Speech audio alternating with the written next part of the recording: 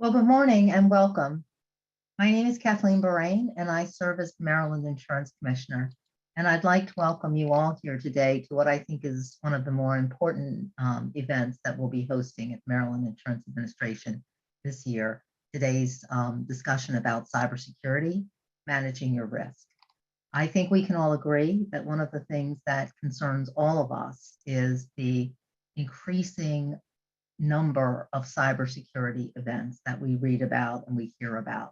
The international consulting firm McKinsey and Company recently released a report on cybersecurity trends. And it began with what I think is a very interesting and very true quote, that cybersecurity has always been a never-ending race, but the pace of that race, the rate of change is accelerating. So as we utilize very innovative, exciting, and necessary technologies in the work that we do, as we continue to be more and more interconnected, as we continue to gather and utilize data in order to make our businesses more effective and efficient, along with those wonderful innovations also come risks.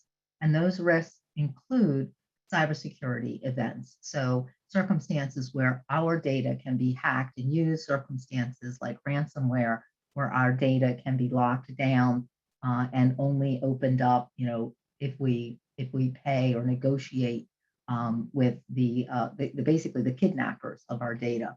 So as these events occur, and we've seen some examples of them recently, in our country just in the last year, and in Maryland just in the last year, the most important thing for us, I think, particularly for small businesses and medium-sized businesses, is to be able to step back and say, okay, let me try to understand where this risk exists for my business.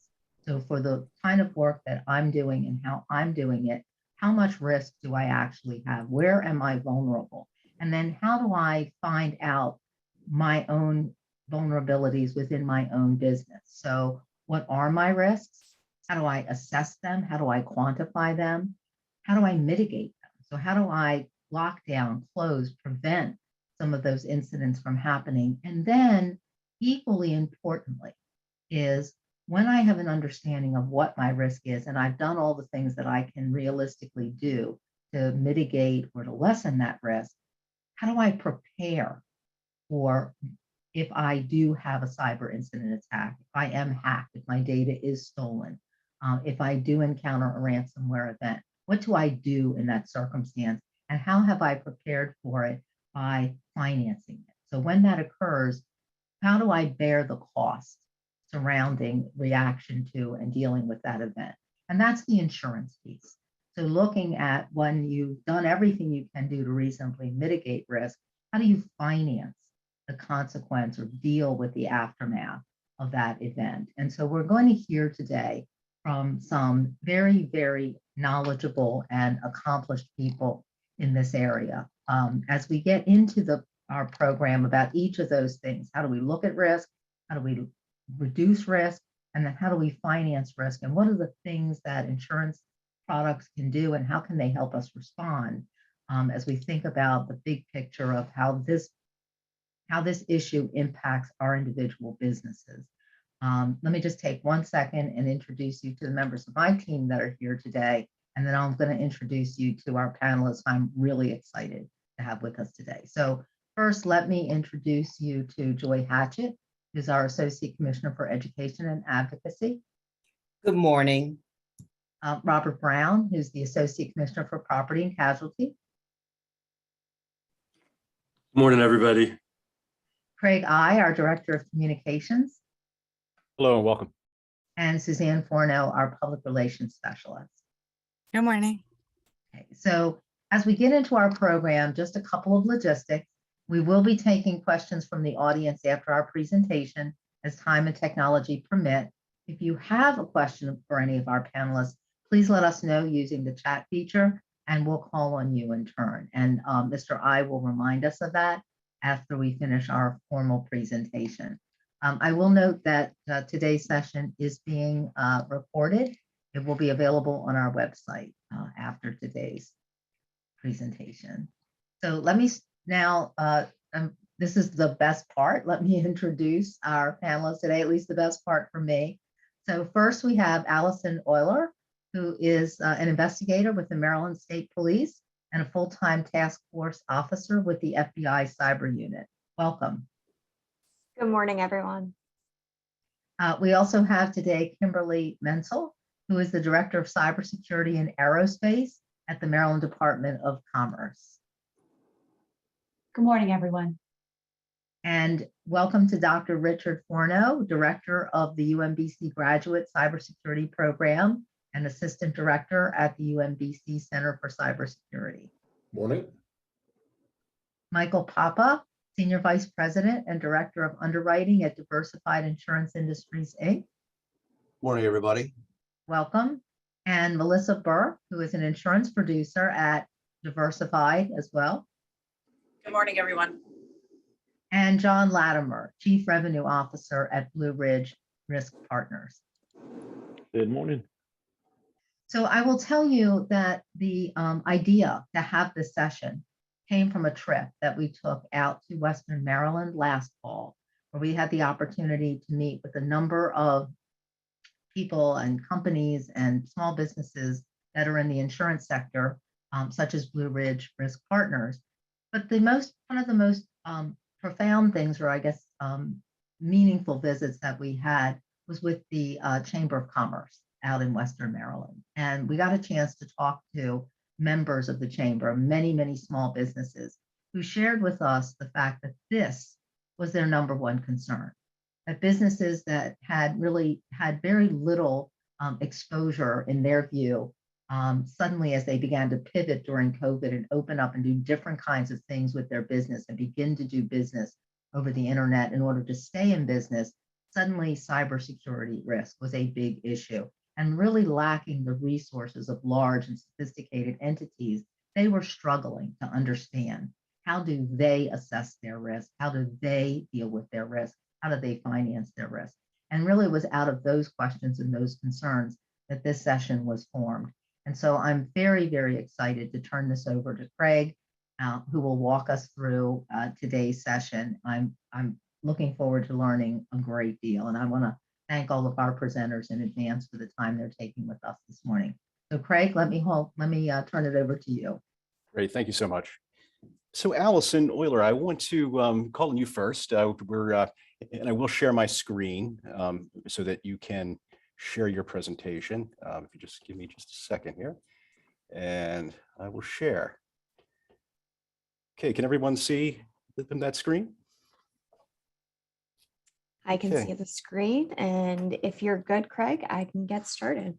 Excellent. So you're on the front lines. You're doing a lot of the work on law enforcement and catching the bad guys out there. And so we want to hear what you're seeing. So I have been with the Maryland State Police for approximately 10 years. I transitioned from the Internet Crimes Against Children Task Force over to more higher level cybercrime approximately 6 months ago. And I was welcomed into the FBI Cyber Task Force.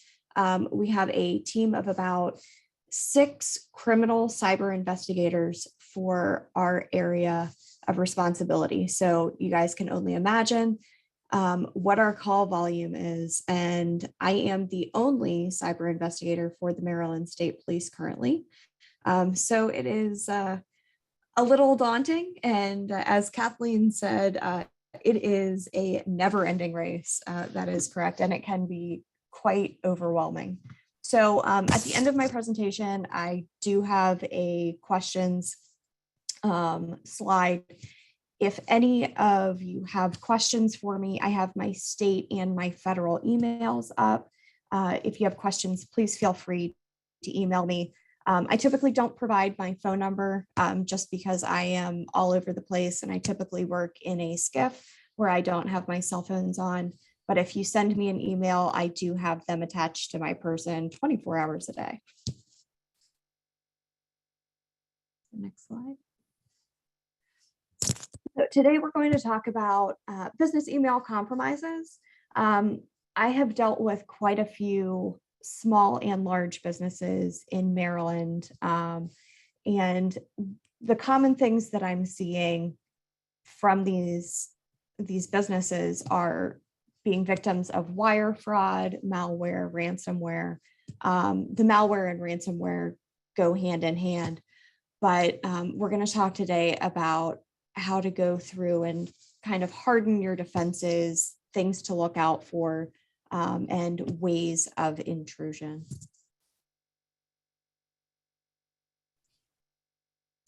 So to be EC or not to be EC, that is the question. I hope everyone gets that. My nice little mom joke for the day. So business email compromises are one of the most financially damaging crimes that we're seeing. We have so many businesses. I don't know of any businesses anymore that do not have emails. Everyone has a personal email, has a professional email, and all of those are ways that bad actors can exploit and get into your systems. So in a BEC scam, the bad actors are making themselves appear legitimate. They're relying on your time sensitivity if it's for production. They're relying on social engineering and kind of trying to be your friend. So a couple examples, you have a vendor that your company uses all the time, and they are going to send an email that appears to be from that person. Now, there can be super subtle differences, spacing one letter, and it can appear to be from the same person, and it can say, hey, we've changed our mailing addresses. So like the first example. The second example, you have an assistant who gets an email from her CEO. CEO says, hey, I want to give all of our employees these gift cards as rewards. Can you send me the serial numbers from these gift cards you've purchased, and do it as soon as possible right away? So giving the secretary exigency to get things done. It can, using exigency, it can influence people so that they're not paying quite as much attention to the email addresses and things that you normally would if you just take a step and you slow down. And then I think one of the most common examples that we see, I recently bought a house. I know the market's really high right now, so it was a little stressful. But in number 3, if you're, as a new home buyer, receiving this new urgent message from your title company that says, hey, we changed our wiring instructions, send the money here. They don't do that. And we need to be aware of what the trends are so that you don't fall victim to wire fraud. So each of these scenarios has happened. The gift cards, maybe not on the same scale as a CEO, even with your normal lay people, tens, hundreds of thousands of dollars into the millions are being sent to criminals. And a lot of the times the money is not recoverable. So we'll get into that. But if you're lucky and you take all these steps, hopefully we can help you guys harden your defenses here and get some of the money back for you. So this is just an illustration of a BEC timeline. So in your first step, you have bad actors that are identifying weaknesses in business, and they can identify executives, commonly through social media, through websites, and LinkedIn is actually a very, very big platform that we're seeing where bad actors are exploiting information that's available, because I know that businesses want to get their information out. They want to let you know who is working for you, especially when you're on the internet. There's not a lot of face-to-face, but it can also be exploited as a vulnerability depending on how much information is there. Then in step 2, you see the grooming procedure. You have your bad actors that are sending out phishing emails, that are social engineering you, that are trying to exploit that human nature. And it can occur, as the slide says, over a few days or weeks. But I will add, it can occur over hours. If you do have that exigency and someone is telling you, you have to do something right away, and something bad can happen if this doesn't occur right away, hours. So I would add that in there. Then step 3, you have your information exchange. So what the bad actor is trying to get, are they trying to get you to exfil data? Are they trying to get you to send them documents? Or are they trying to get you to send your passwords to recover? And then additionally, you can have bad actors that want additional accounts created. If they're able to talk to someone in finance and change where paychecks are being sent. And then finally, in step 4, you have your wire transfer, your transfer of money. And what we're seeing is, as soon as these funds are transferred into these accounts, not only are they moving them to other bank accounts, but cryptocurrency is extremely important to bad actors, and they're using obfuscation techniques to mix the money and wash it, so that we have a very difficult time identifying and recovering that money. So now the how.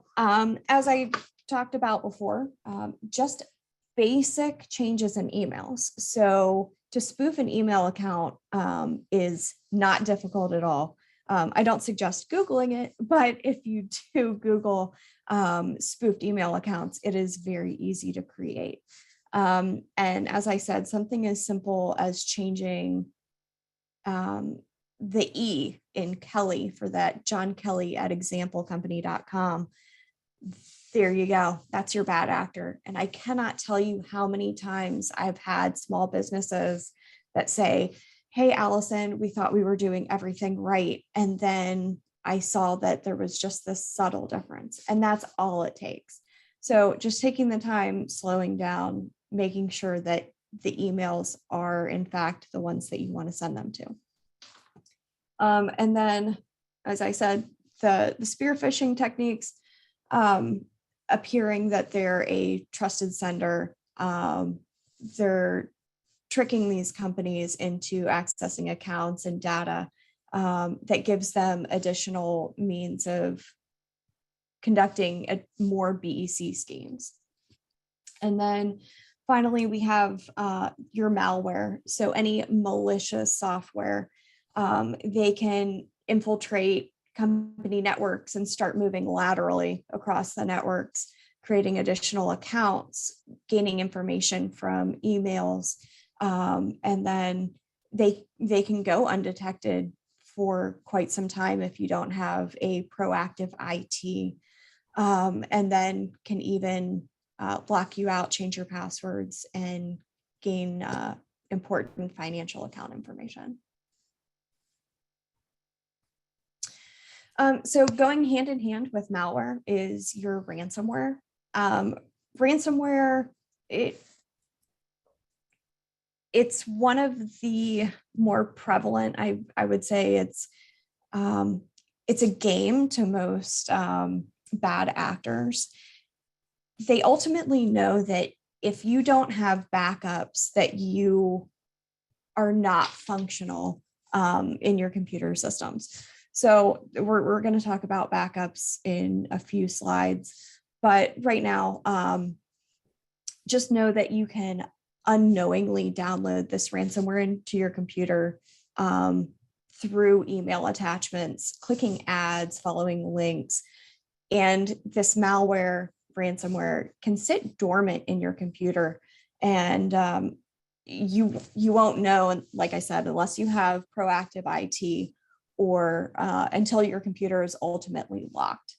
And then you can see in the third bullet point there that it encrypts files, folders, drives, and can even, like I said, that lateral movement across your network, if your computers are connected, can affect more than one computer. It can affect a whole system if they're linked. And then,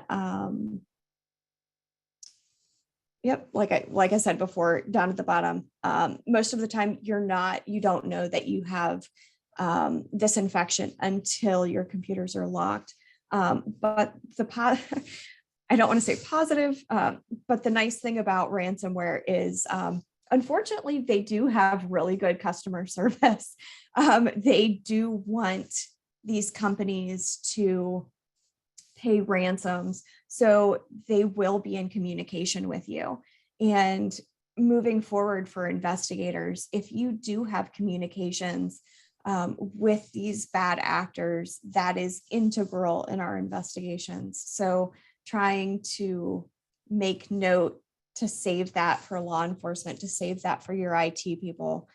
We do really like communications, especially if they are giving you account instruction, where to send your money to, because then on the backside, we can go back and we have ways of tracing that too. So for prevention, the best way to avoid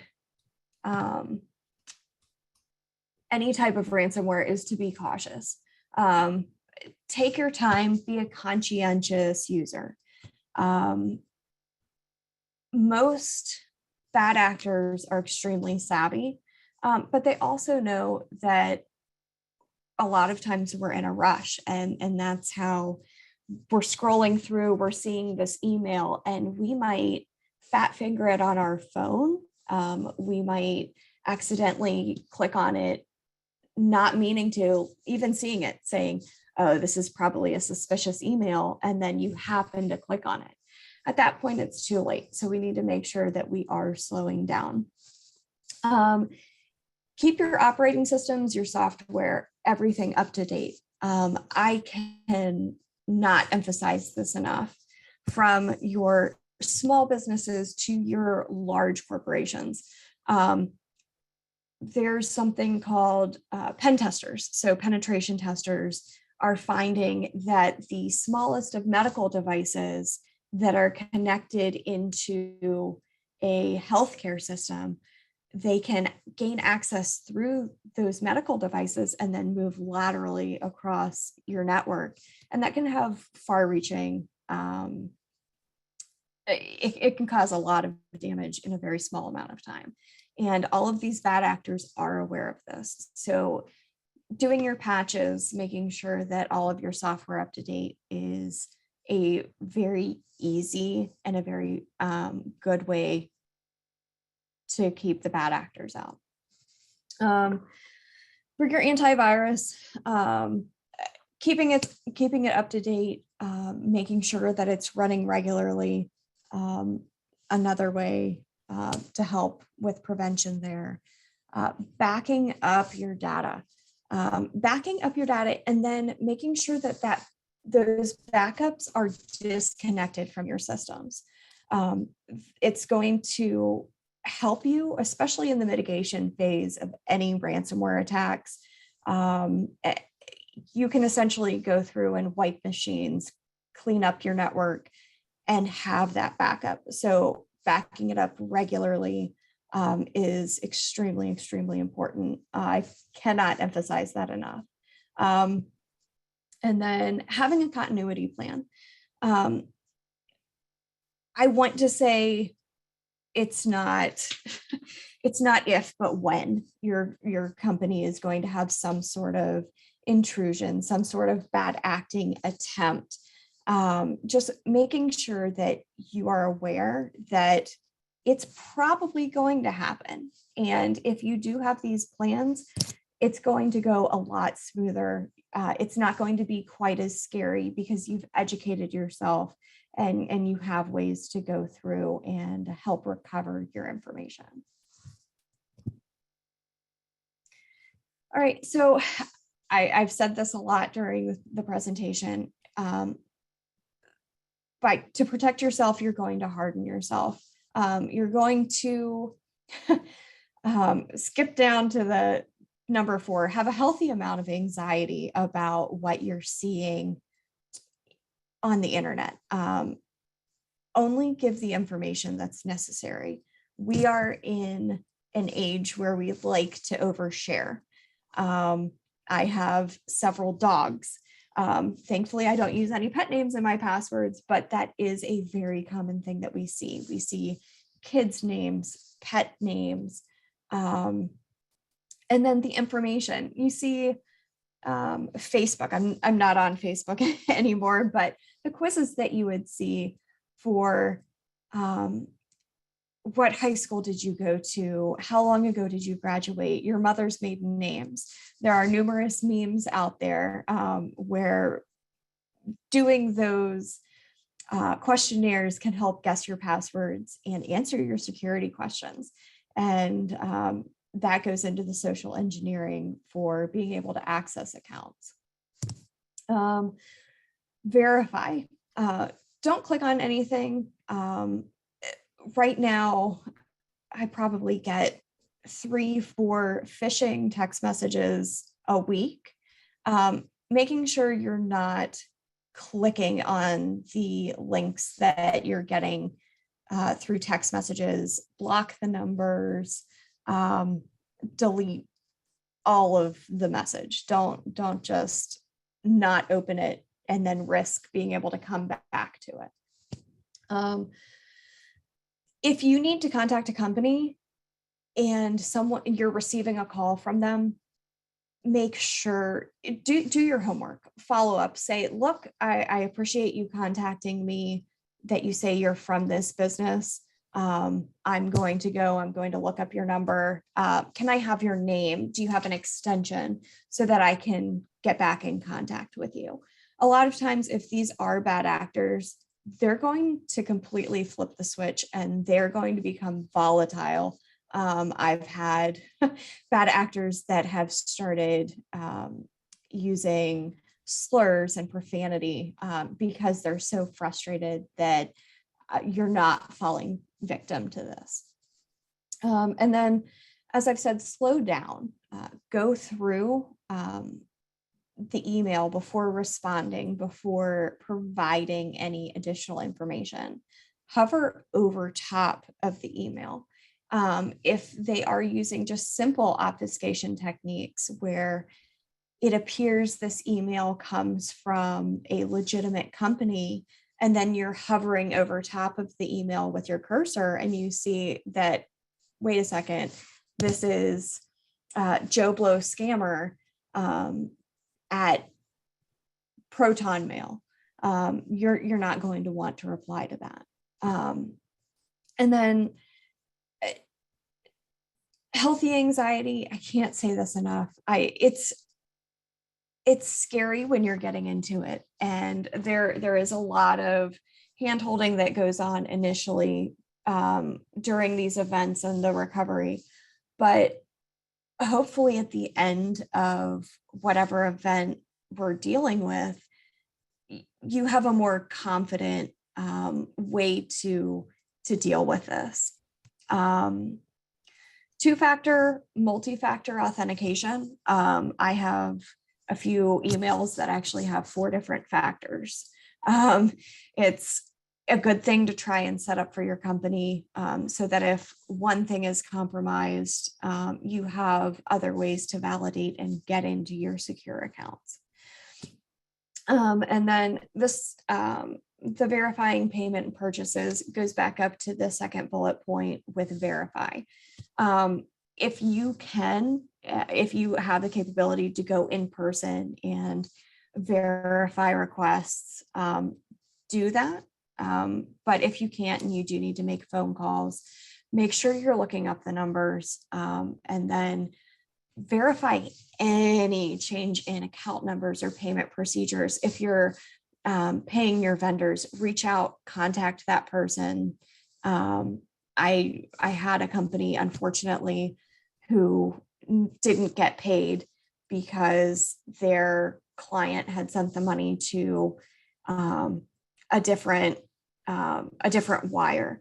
Fortunately, they were able to pull that wire back by contacting their banks, but still it is an inconvenience. And then you have a company that's not getting paid.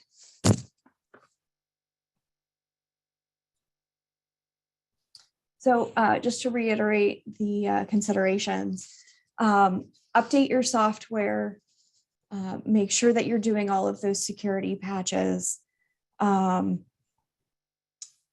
slow down, take the knowledge that you've gained and use that to harden your defenses. If you don't have someone within your company that is IT savvy, reach out, find a good company so that you can have that support. And then I highly suggest cyber insurance. It can help with that recovery, with that that financial loss should you encounter any of that. And then on the law enforcement side, moving past the education, we have a lot of delayed reporting, and unfortunately, even if same day you are reporting, we're still going to be behind the 8 ball. So it is very important for businesses to act quickly if they've been victims of financial scams, if they have where the funds were sent, contacting their financial institutions. A lot of times the financial institutions can put stops and even pull back money. So while it might be embarrassing to admit that something wasn't right, it's going to be far more embarrassing if the funds are lost, and it could be detrimental to the companies as well. And then reach out. It doesn't have to be your local FBI field office. It can be your local police department. They will typically reach out to state entities who will reach out to federal entities if it's a significant monetary loss. And by significant, I mean we're reaching 6 figures, low to high 6 figures, sometimes into the millions. But reach out as soon as possible with your information. Also, now I know there is a new standard where companies do need to file an IC3 complaint. It's the FBI's Internet Crime Complaint Center. Those do actually come to people. I am one of those people. I can go in, I can search by a company's name, or if the company holds the IC3 report number, I can look it up by that as well. So I know as a community, a lot we're told report, and sometimes it can feel like those reports are not being seen. I assure you they are being seen, but this is a never-ending task, and we are inundated with these requests. So if you haven't been contacted and it's been several weeks, feel free to reach out to your local law enforcement. Tell them, hey, I did this IC3 complaint, and see if they can help with some follow-up. So down at the bottom here, it does have the ic3.gov. I can't emphasize it enough, guys. Just report. We do see it. And then contact your financial institutions, and hopefully they can help you with stopping that money. And if not, sometimes we are able to do it on our side as well, and we can help facilitate the recovery of lost funds. Thankfully, I had a recent victim that her daughter was helping her with her checkbook, and she was able to reach out to the state police and say, hey, this is what happened. and her mother had actually sent out a physical check for tens of thousands of dollars. And not only were we able to locate that check still in transit, we were able to stop, identify it as fraud, and they were able to recover that physical check. So there is hope. It is not hopeless. And please don't be intimidated by any of this. We can work through it. We can help you. So if you have any questions, like I said, if you want to send an email to either my state or my federal side email, please do that. I do have my email on me all the time on my mobile devices.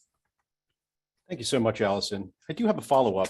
What should businesses be doing as far as training, in your opinion, as far as training their employees to be aware of these things? So there are several, not several, there are numerous companies that provide information technology trainings. I think monthly would be a good time frame. Send out monthly trainings to your companies. Go to that third party.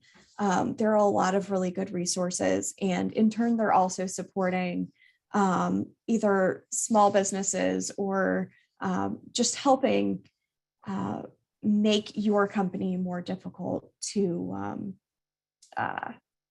infiltrate. Great, thank you so much.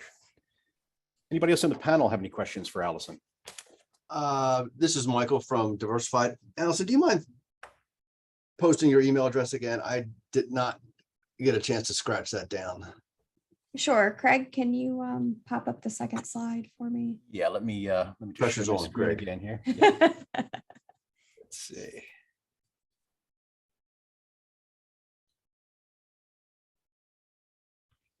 Share that screen again, and we'll go back to the second slide. So, yep, Yep, right there. Mhm. there we go. Thank you. It's allison.oyler@maryland.gov or AROYLER@FBI.gov. Okay, thanks. Sure.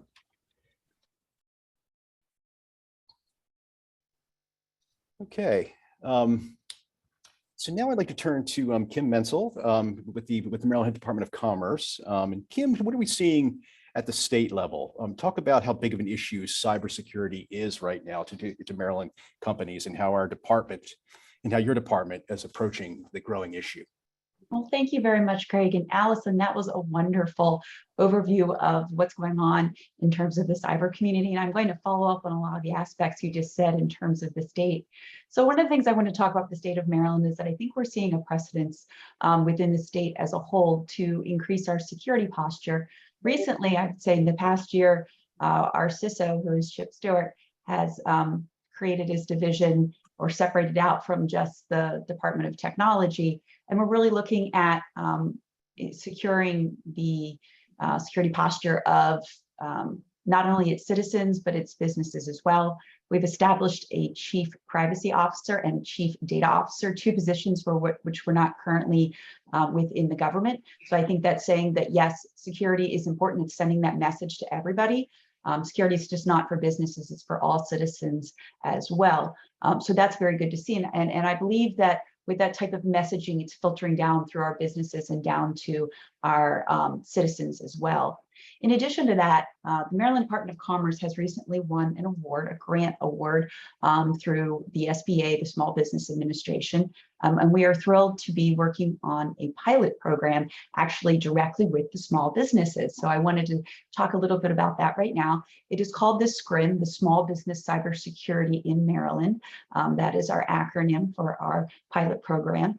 As I said, this is from the SBA, so it's a federal grant award, and it's being implemented currently as we speak. We are working on the RFPs, we're working on the initial applications and producing everything. And hopefully we'll be able to take this live within the next couple months and be able to serve our small businesses.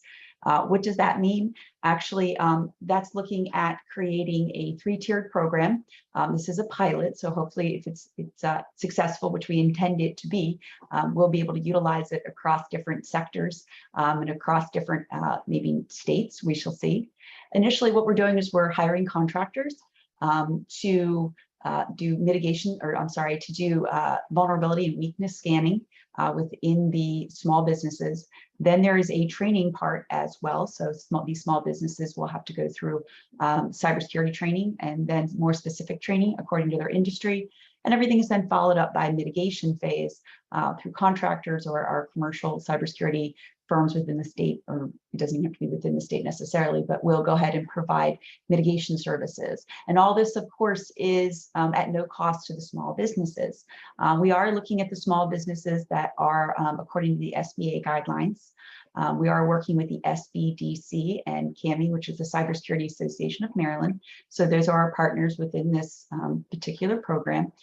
In addition to that, we are looking at specifically small businesses in the retail, the restaurant, the healthcare, the manufacturing, and the finance industries as well.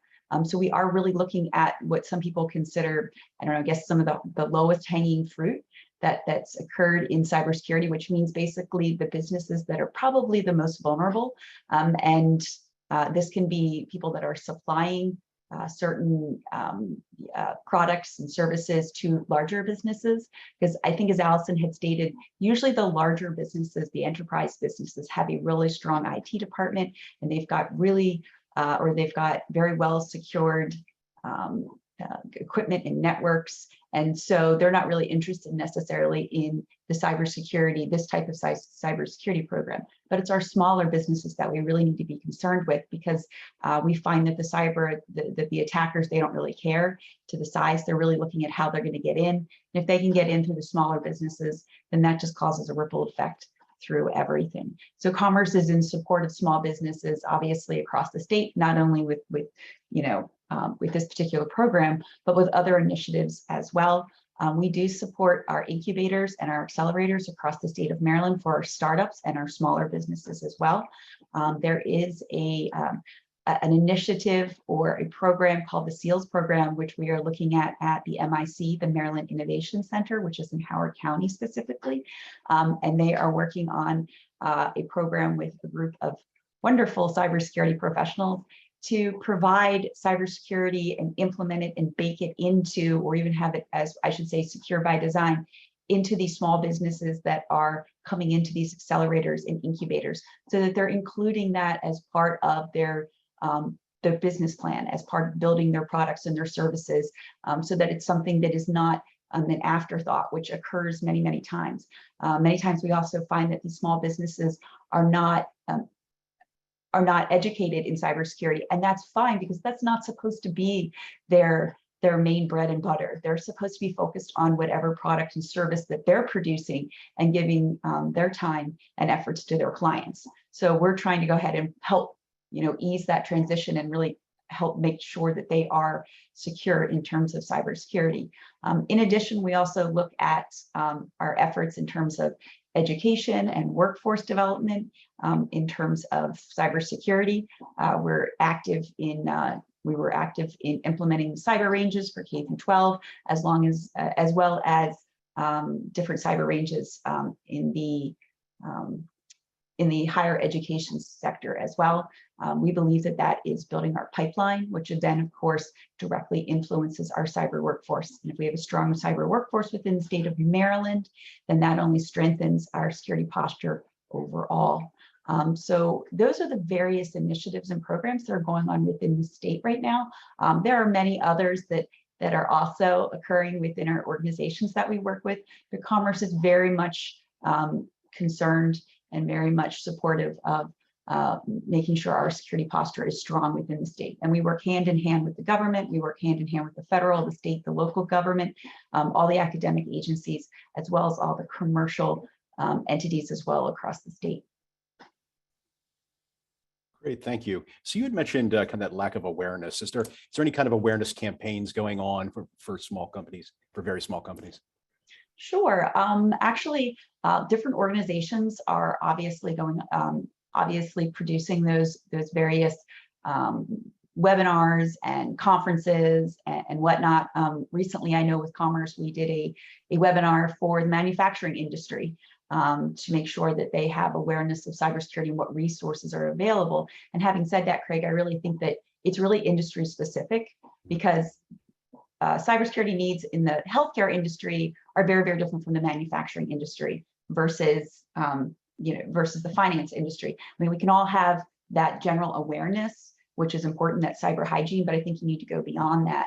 And those are the types of resources. So I suggest to smaller businesses really reaching out and working with their organizations that are specific to their business to implement those cybersecurity strategies and techniques, and just actually finding out about the various resources that are available to them. I know, for instance, in the manufacturing industry, we have the MEP, which is the Manufacturing Extension Program. We have the RMI.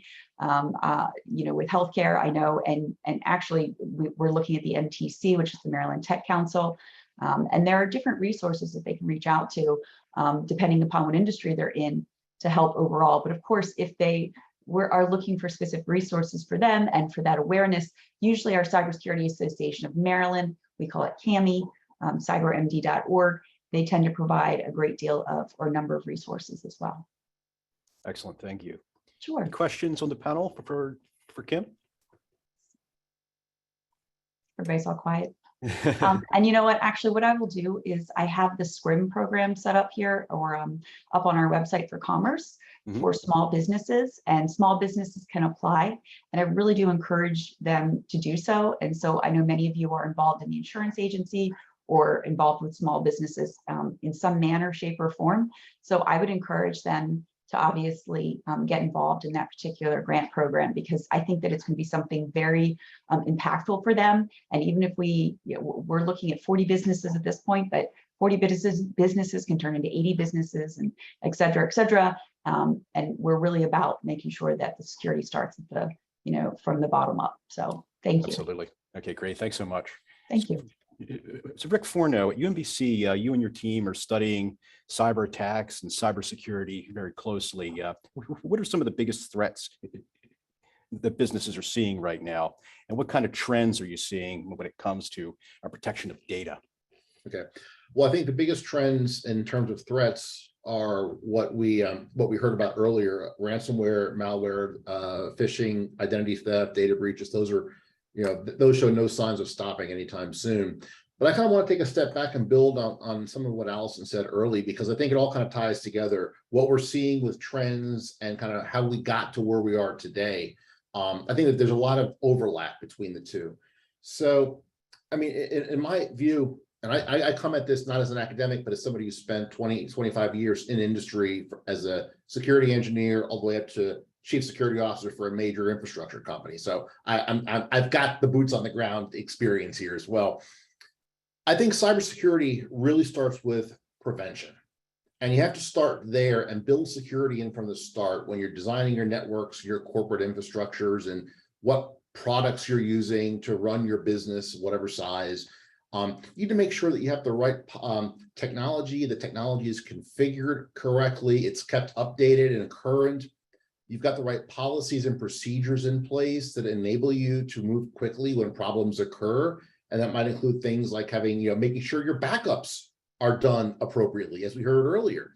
You want to make sure your backups not only back up your data, but that they're secure themselves from potential misuse down the road. Or in the case of ransomware, you don't want to back up the ransomware, and then when you go to recover from the attack, you're reinstalling the ransomware back onto your systems. So really, a lot of the cybersecurity problems these days, and I really hate to say this, having been in this field since the early 90s, comes back to, I think, just poor prevention and what I call a failure of IT 101. And all you have to do is look at what the Twitter whistleblower recently disclosed in the news about some of their internal practices, to think, wow, if these large companies are having these type of egregious failures and shortcomings with their security posture and their IT practices, we could do better as a smaller company. I hope we can do better. So making sure you're doing these basic IT practices, and the best recommendations that we in the industry have given you for decades changing passwords, don't reuse your passwords between sites, don't just click on a link, you get an email. All these recommendations, we've said them for 20, 30, 40 years. And yet they're still the leading cause of so many of the problems we're facing today. So that's kind of, really, I think where a lot of these problems start is making sure you've got that solid foundation of IT and IT security practices in place. Going up a level, I think security awareness, as Kim just said, is crucial. Whether that's done just by a monthly email reminder, or maybe a quiz or some sort of competition to get employees motivated and thinking about security, that's a great thing. And I would add, having run several of these campaigns myself over the years, include things outside of the workplace. Bring in security tidbits that might affect the employees at home to get them thinking about security holistically, not just as something that occurs once they walk into the workplace, but that is something that affects them at the workplace and at home. And when you look at where we are now with remote work and BYOD, bring your own devices, and this cross sharing of IT resources and environments here, that becomes even more important. Because while the employer may be able to secure the system of the computer in the office, or that they assign the employee, if you're using your home computer, they've got no way of knowing how secure or not that home computer is. And a lot of times that can be the way that a bad guy can target your corporate resources, by coming in from these remote endpoints that may not be as well protected. So again, security awareness is good, but it's got to be done in a way that gets employees thinking. It isn't just check the box every month and we move on, because that will go nowhere. As far as risks, we heard mention of cyber insurance. I think that is useful in some cases. I'm a bit of a heretic in this, and probably I shouldn't say this in an event sponsored by the Maryland Insurance Administration, but cyber insurance has its place, but businesses should not rely on it to be the solution to their problems. And the insurance should not be used as sort of the reason to become complacent. Well, we didn't have good practices and our technology was out of date and things like that. No worry, it'll cost us money to replace it. We can have our insurer just write us a check. That all you're doing is offloading the cyber risk from the policyholder to the company. The risks are still there. It's just a different type of risks. And so I worry that cyber insurance can be used to, in some ways, almost reward complacency, that if you don't do a good enough job in your business, you figure, well, our costs are covered, so it's not going to really affect our bottom line. That's a huge problem, because then there are other things to worry about, like reputational risk for our company. Do we want to tarnish our company's name? Could there be follow-on concerns to worry about? So cyber risk insurance has its place, but it shouldn't be the be-all and end-all. I guess one of the things I would kind of look now to kind of circle back to Craig's question about the future. I think some of the challenges we're seeing right now, a lot of it comes around artificial intelligence and machine learning. We're seeing very interesting applications of AI and machine learning to create very crafty malware, to create malware or ransomware that is actually very self-aware. It knows when you're looking for it. It knows when we're trying to analyze it in a lab and will turn itself off. AI in general can be used by a cyber adversary anywhere in the world to mine social media sites, public databases, Google, the internet in general, to find enough tidbits of useful information to craft very convincing phishing or spear phishing emails that can really, really make it hard for even the most discerning person to notice something is wrong. Similarly, these computing capabilities also mean that passwords are not as strong as you might think they are. Computers can crack passwords fairly quickly, and even if you change your password, you've got a very complicated password. It's still not rocket science to sort of figure that out. So AI and machine learning is sort of the next big thing, I think, because it crosses both sort of the network attacks against your technology and data, but also makes it easier to collect information to develop attacks against the user, what we call social engineering in the security space. And that to me is very, very scary. To put this in a real world context, the term deep fake is something that some of you may have heard about, where very powerful computers can create very convincing video and audio of famous people doing things or not doing things. We see this in some political campaigns. We see this as proof of concept and in Hollywood all the time. But think about that if you're using a biometric, let's say a voice print to log in somewhere. If I can generate your voice somewhere, that blows right through your defense, unless you've got other tools in place.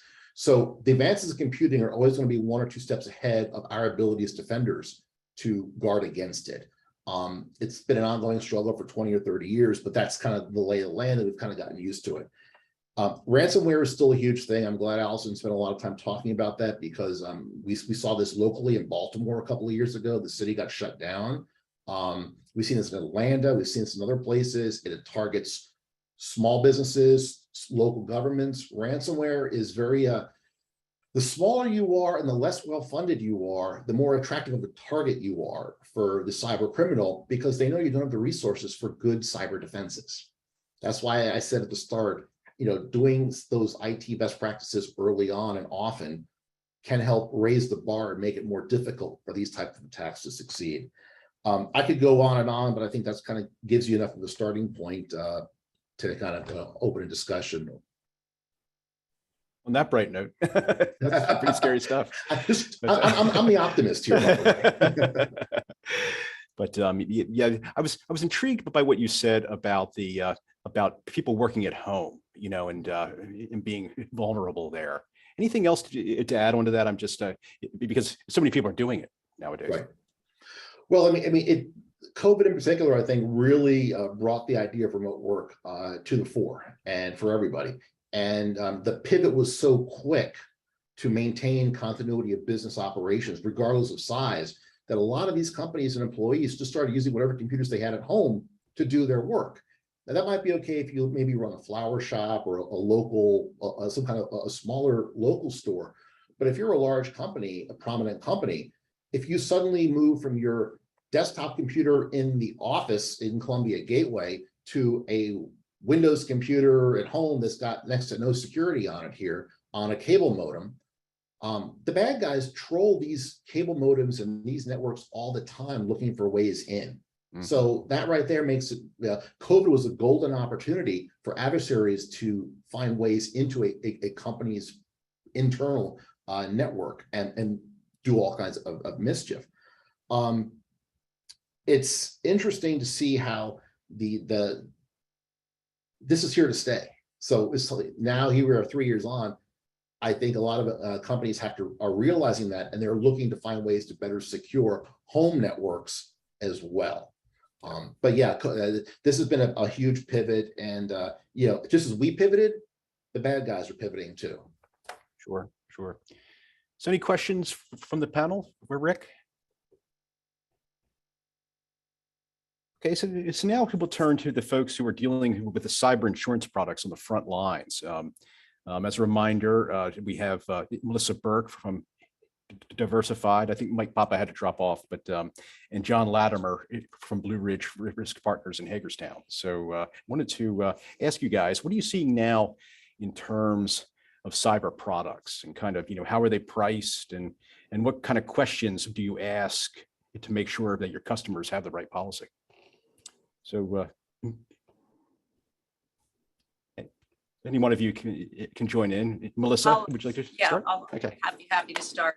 Thank you. I want to thank Allison and Kimberly and Richard. Great information this morning. I think the common theme here is that this is a problem that's affecting everyone. I think for a long time there was this feeling that this isn't going to happen to me. This happens to other businesses, and the message is really here.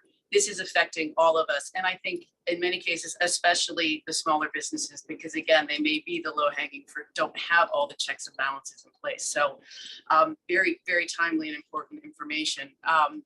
So interestingly enough, cyber has been around for as long as I've been in the insurance business. One of my first accounts was a credit card company. They had a cyber policy, we're talking back in 1995. So the product has been there, but it wasn't really the exposure for all of us the way it has become in say the last 10 years. And as our insurance commissioner mentioned in her opening remarks, it's really the last 10 years that it's become this never ending race that's accelerating rapidly.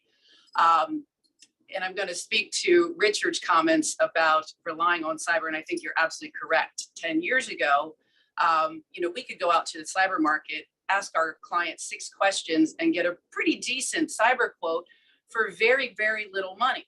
And 10 years ago, our clients not only did they have a robust IT security budget, they certainly didn't have a cyber insurance budget either. So in the absence of a budget for either product, it was the easy way out to buy a policy that really wasn't underwritten. So what's happened over the last 10 years is cyber claims are rapidly outpacing the premiums that are being collected for them.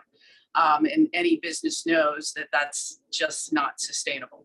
So what's happening now is that, our insurance companies have really become more proficient in underwriting. They're asking better questions. Not only are they asking the questions, but now they're requiring certain things, certain security controls to even offer coverage. So now more than ever, it's important to have both. You have to have a good IT security posture in place first in order to really be able to obtain coverage that's affordable. In the absence of those, and we're seeing this happen, there are some clients without certain protocols in place, they are unable to obtain coverage, or they're obtaining coverage that is really lacking the important coverages where we're seeing claims. So that's both are really imperative now. Pricing of policies is going to depend on the industry and what your specific exposure is, your revenue size, and again, your underwriting strength and your cybersecurity practices. One of the things I wanted to mention is that cyber insurance is really available in several different ways. Many of your current business owners' policies or package policies, or in some cases, even your directors and officers' policies, can offer some coverage as an endorsement to those policies. But I want to caution you, oftentimes these are very limited coverages in terms of both the depth of coverage that the endorsement provides and the limits of coverage. We really, in most cases, recommend a dedicated standalone policy. There are many available on the market through non-admitted and admitted markets, and there are companies continuing to enter this marketplace. Having said that, there are also companies that are exiting the marketplace. They have taken a horrible hit with losses, poor underwriting, and they have exited the market. So this is really something that is evolving on a very regular basis. It's tough to keep up with. What makes it even tougher is that in the cyber insurance world, no 2 policy forms are alike. So if you look at your standard general liability policies or your property policies, by and large, the bones of those policies, the basic structure is uniform. Every carrier may add their own special enhancement endorsement, but the nuts and bolts are pretty similar. In the cyber world, if you have 10 policy forms, you have 10 completely different policies. They are structured differently. They don't even call a claim across policies. Some call it a glitch, some call it a mishap. It is incredibly difficult to navigate the cyber insurance market.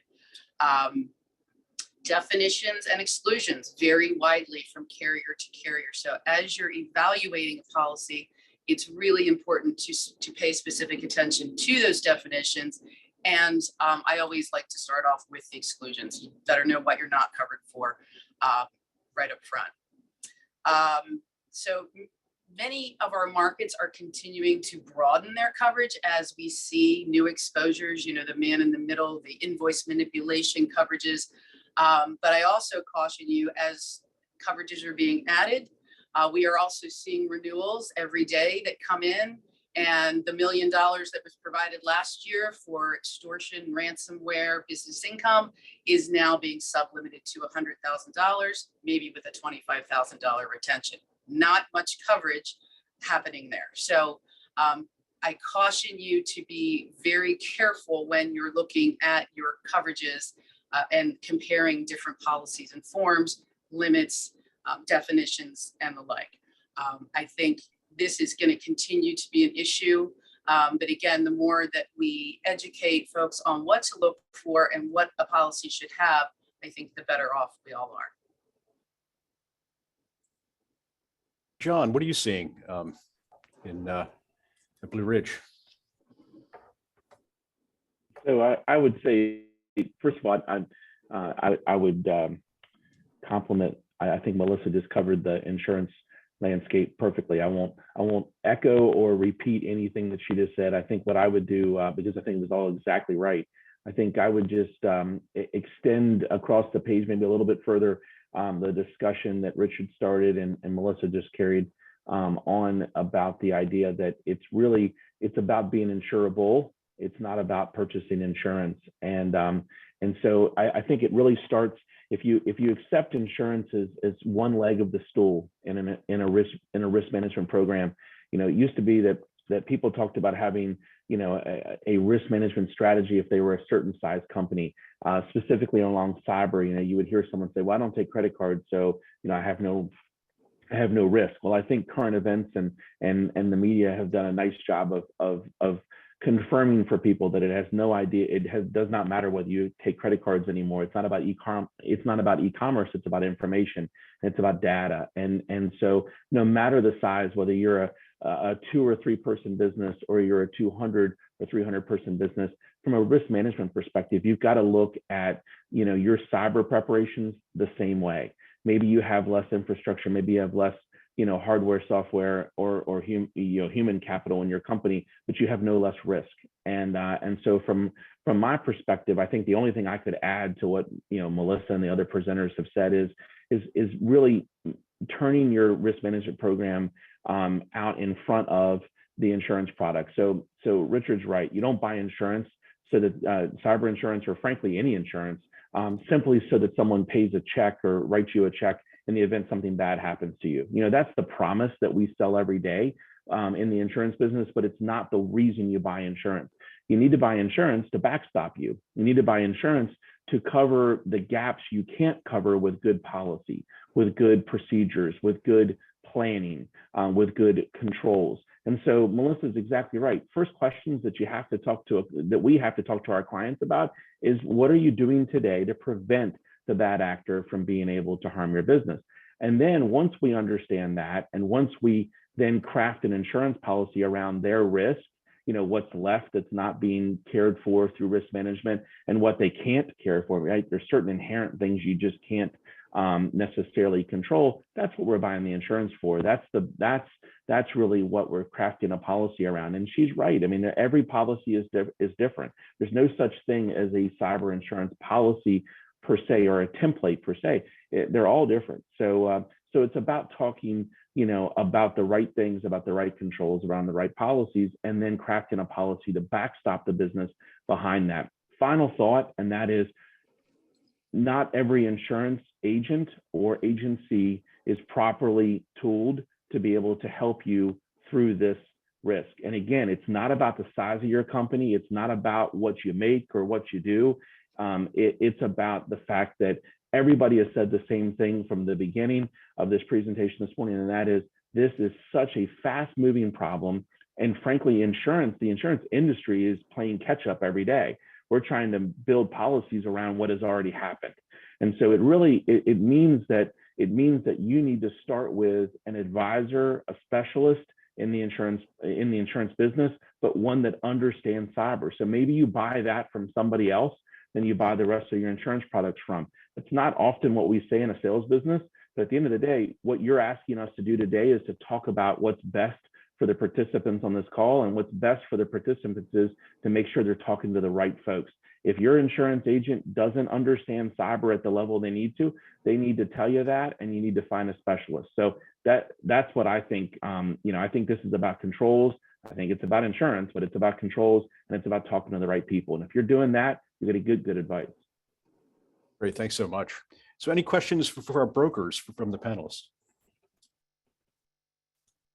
I've got a kind of a quick question for either Melissa or John.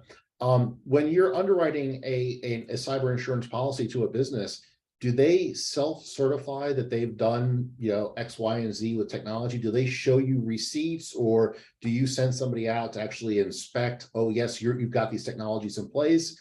And then, is there any sort of follow-up to make sure that, yes, they may have had these in place when you wrote the policy, but when it comes time for renewal, maybe they let some things go and things on their end may not be as current as you would like. I think that's a great question. And as a matter of fact, there was a recent court case, I believe, involving travelers. So basically, and this might be a different experience with what John's seen with his clients, but our underwriters are relying on applications.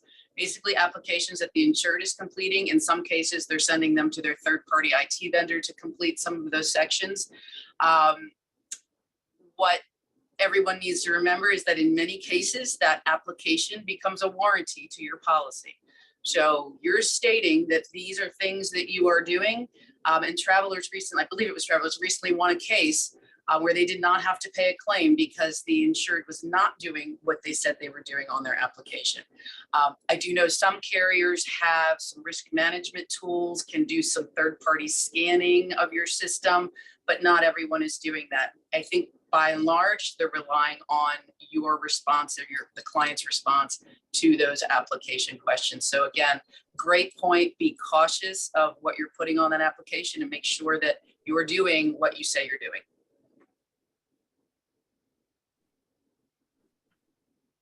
Excellent, thank you. So before I open it up to attendee questions, I just wanted to ask kind of a general question. Let's say I'm running a very small company. I have a few employees, let's say a landscaping business or something like that. And I'm hearing all this information. I'm getting this flood of information about cybersecurity and what I need to be doing. But what is the first thing I should do? And I'll open this up to anybody on the panel. If I'm that person and I'm using the standard Microsoft kind of products, I'm not really thinking about it because I'm so interested in operating my business. What is the first thing I should do? I think the first thing you would need to do is know what you're protecting. Do an internal assessment to identify what I would call are your crown jewels. What are the most important resources in my company that we need to protect? Maybe a customer database or our accounting system or whatever. And then also identify the workflows. What are my most critical workflows that will allow me to stay in business? And until you do that, you're really kind of saying, well, we're going to protect against anything. We're going to protect everything against anything. And that's not really security planning. That's Right. hope and prayers. So identifying your crown jewels in terms of your assets and resources and the workflows that will enable you to do business, because in the security world, we're driven by a three-letter mantra, the CIA, not the folks in Virginia, but the principles of confidentiality, integrity, and availability. And a lot of times we look at the confidentiality of our data, keeping stuff secret, and maybe we look at the integrity of the data, make sure the spreadsheets haven't been finagled in some way. But we don't often look at the availability issue. And availability is both a security concept, but also a broader IT concept. So that's how cybersecurity is a business enabler, because we not only guard against bad things, but we enable the business to continue earning some revenue along the way and staying functional. So start there and then plan upwards. And I think Richard has an excellent, perfect description of where we should start. And I totally agree with him completely. I would also just add to that as well that you mentioned it was a landscaper. Maybe they don't know where to start. So I would suggest maybe at that point that even they would want to reach out to their local chamber of commerce, or I mean, you could do Maryland Department of Commerce, or to, let's say I was mentioning CAMI, which is our Cybersecurity Association, and see what kind of resources are available to help lead them down that path in order to figure out what needs to be assessed, et cetera, because Richard was definitely right on the mark. You cannot protect something unless you do that initial inventory and figure out what it is you need to actually protect. So that would be my only suggestion as well, in addition to what Richard was saying, because I think we need to support that. Absolutely, thank you so much. Okay, so now I will open it up to questions from the attendees. Either put your question in the chat, or you can just raise your hand, as well as a hand raise function down at the bottom of the screen. So if you have any questions, let us know. and we'll make you live and let you ask it.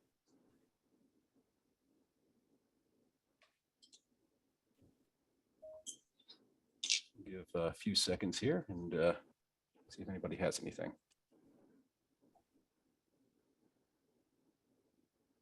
Oh, there's one.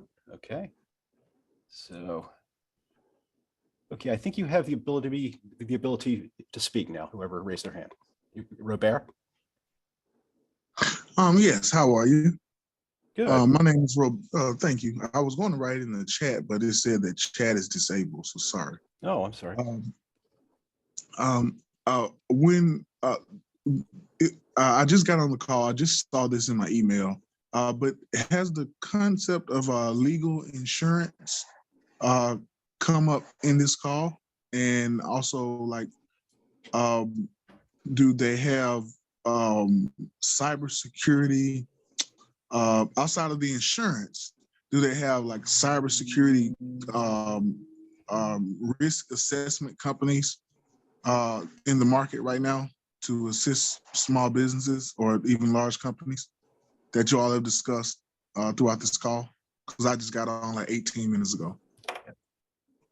Anybody on the panel want to answer that? I think we did answer that a little bit in the last question, is that a lot of the services are free perhaps from the Chamber of Commerce, or you can reach out to the Department of Commerce. Anyone else on that? In helping you assess your risk. There Yeah, are a Robert, range go ahead, Kim. Please, no, you go ahead. I was just speaking about this. I'd love to go ahead. I was just going to say, yeah, there are any number of companies that can do risk assessments and penetration tests and sort of holistic assessments of your company's organization and IT infrastructure to help you identify where you may have problems or vulnerabilities.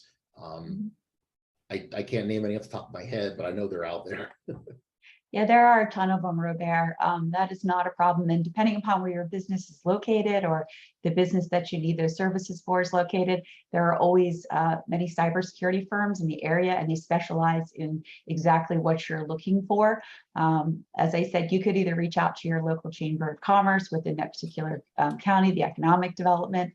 I know from the Maryland Department of Commerce, we work with all the different organizations within the different counties. So even if you want to reach out to the Maryland Department of Commerce, we're more than happy to work with you and get you situated and paired up and with the correct cyber vendors that you need to take care of that, because there are vendors that specialize in smaller businesses versus larger businesses. Robert, you got your hand raised. Is that for me or anybody else? No, just another general to the moderator. Will this recording be made available? It will be. It will be a public recording on our website. Absolutely. All right, thank you. Yeah. Okay, anyone else have a question? Now you can just raise your hand if anyone's having trouble with the chat feature. Please just raise your hand and we'll make you live. So Craig, this is Joy. Yep. And I actually have a question for any of the panelists, but maybe specifically Allison. We do a lot of reaching out to consumer groups, but also to businesses.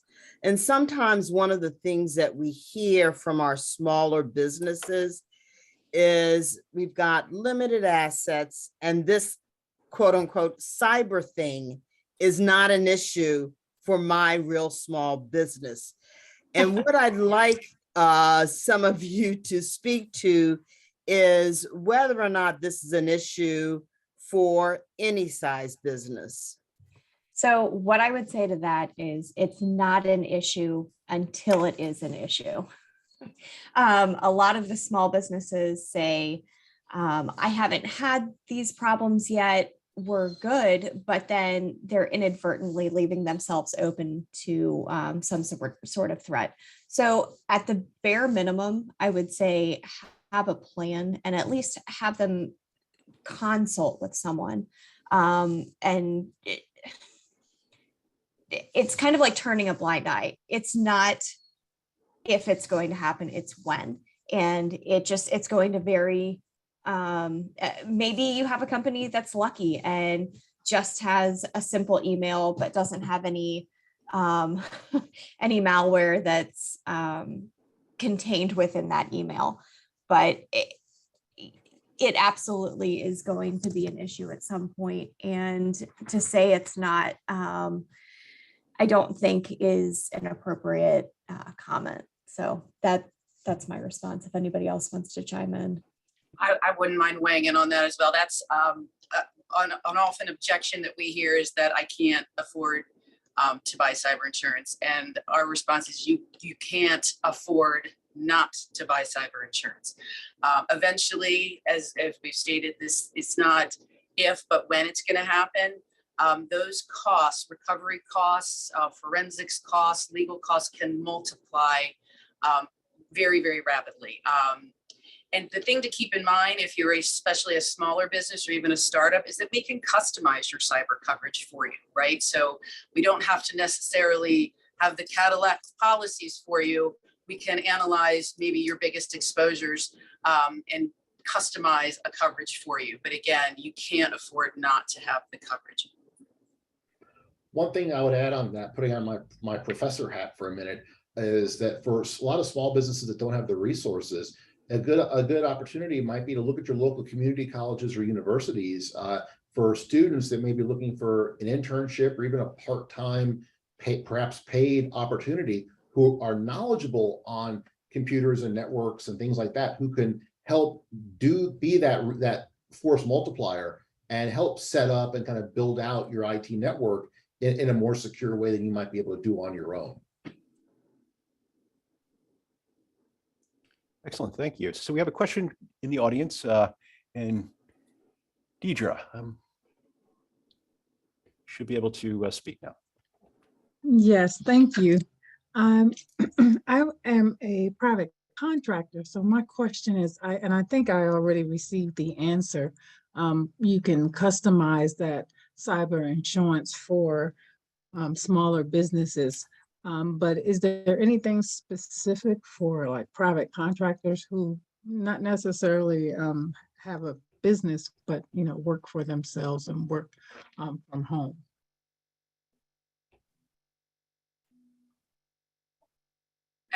So I'll try to answer that. Again, when we look at your risk, we're going to analyze what your individual exposures are. Again, what industry you're in, how you're working, how you're interacting, what types of data you may have or be dealing with. Again, your security controls in place. A lot of what's available on the market is a comprehensive product. It's still very well priced, especially if you have a lot of the controls that the insurance companies are looking for. Perimeter security, network security, email security, those types of things. Again, it's about analyze. I wish it was easier to say, here's what it's going to cost for everybody. It just really depends, again, on your revenue size, the industry that you're in. And again, an analysis of where are you exposed? Are you relying on third-party vendors? Do you have data-heavy exposures? So it's worth having a conversation with somebody who's knowledgeable with cyber. I mentioned those enhancements to a package policy. Sometimes they are useful. Other times they're not enough coverage. So again, it's just really your individual risk analysis. Okay, great, thank you. Okay, and Mike, you had a question?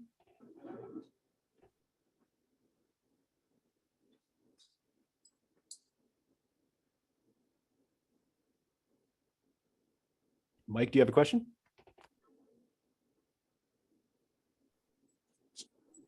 Okay, we're not hearing Mike. Okay. Perhaps if you unmute yourself.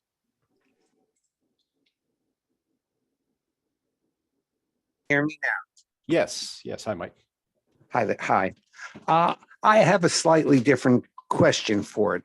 I'm dealing with an organization where their process has gone automated, computerized, and in so doing has created cyber problems.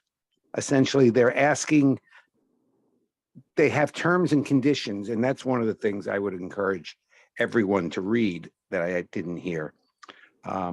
it's important to read the terms and conditions that you're agreeing to when you use software or any product.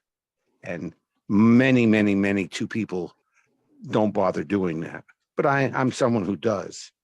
And this particular company, okay, and I'll mention the name of it, it's Enterprise, has said that you have to agree to the terms and conditions that you see, but also the ones that we haven't provided you. And that's the way we do business. And it's a new automated process that hasn't been matured. And any suggestion on how to proceed with that, dealing with the company, has been incredibly unrewarding as far as getting it resolved.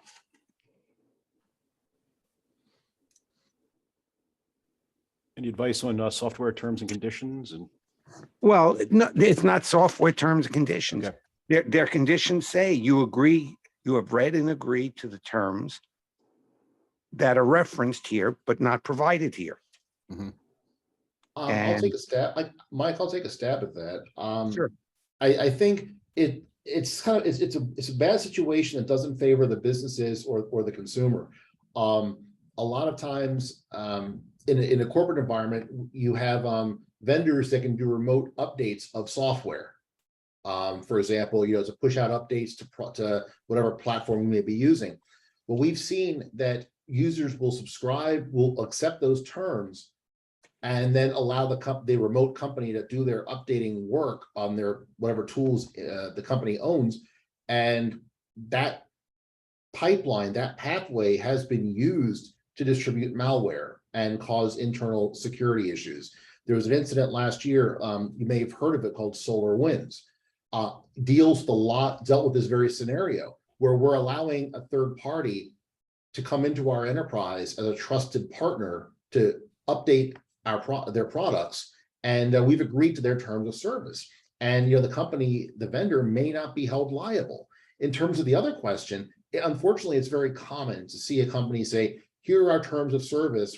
We may change these at any time. It is your responsibility to go to our webpage or to inquire to receive the latest updates or changes. That's unfortunately a sad business reality that I see all the time. And I agree with your frustration. It is very anti-consumer, anti-customer. And I appreciate that. But what does the consumer, how does the consumer report this to anyone that cares, whether they government or organizational? You could report it to a state consumer protection office. Again, I'm not sure exactly in Maryland which offices those might be. You could report to the Federal Trade Commission in Washington is another option as well. But I think a lot of this will come down to state level reporting to whatever state agency is responsible. I'm trying to find out who in the state of Maryland to report it to.